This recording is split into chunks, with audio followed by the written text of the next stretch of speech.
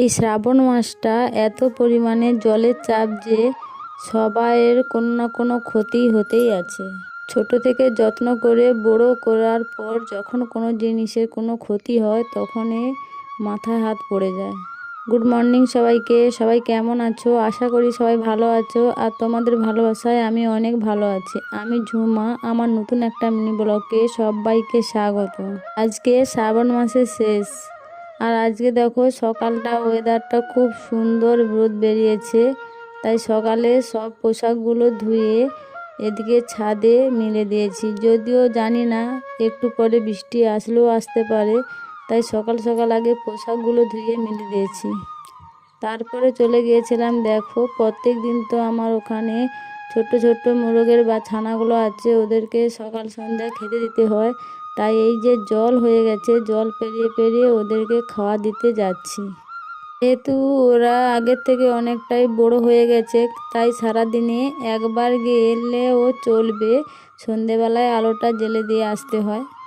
এই জল পাড়ে যেতে ভয়ও লাগবে, যে সাপের উপদ্রব সত্যি বলতে কি বলবো, এইখানটায় আজকে সাপ বেরিয়েছিল, ভয়ে ভয়ে আমি যাচ্ছিলাম। তো তাই এদিকে দেখো সারাদিনের আর ব্লগ ভিডিও দিতে পারছি না। এটা সন্ধেবেলা আমাদের বাড়িতে আজকে ঘুগনি হয়েছিল, তাই ঘুগনি রেসিপিটা দিচ্ছি। এখানে আলু আর মটর সিদ্ধ করে রাখা হয়েছিল।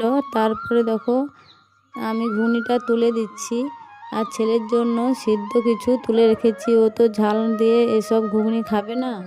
আমাদের বাড়িতে যখনই ঘুগনি হয়, ওই পূর্ণিমা যেদিন নিরামিষ হয় সেদিনই ঘুগনিটা হয়ে থাকে। আজকে যেহেতু ঘুগনিটা হবে পেঁয়াজ দিয়ে, আজকে কোনো নিরামিষ নয়, তাই আজকের ঘুগনিটা একটু ভালোই হয়েছিল।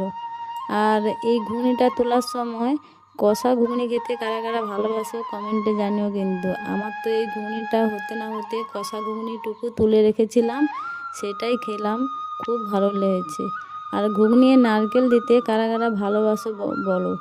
এই মশলাটা সব কিছু মশলা দিয়ে দিলাম, আবার মটরটা যে সিদ্ধ হয়েছিল ওটা ওর উপরে দিয়ে কিছুক্ষণ নাড়াচাড়া করে কষিয়ে নেব। লুচি ঘুগনি আমার কিন্তু এসব কোনোটাই পছন্দ নয়, মাঝে মাঝে তো হলে খেতেই হবে। আমার যে কিছু পছন্দ সেটা হচ্ছে ভাত, আর আজকে কিন্তু আমি ভাত খাইনি, এই ঘুগনিটাই খাইয়েছিলাম। লাস্টে জল ঢেলে জিরা গুঁড়ি দিয়ে ঘুগনিটা নামিয়ে নিলাম। দেখো ঘুগনিটা আমার হয়ে গেছে। আজকে সকাল থেকে সন্ধে অবধি এক ফোঁটাও বৃষ্টি নেই। কি তোমরা কি জানো, আজকে মাসের লাস্টে সত্যি দিনটা খুবই ভালোই গেছে। এদিকে রান্নাবান্না শেষ করে গ্যাসটাও পরিষ্কার করে মুছে নিলাম। এদিকে গ্যাসটা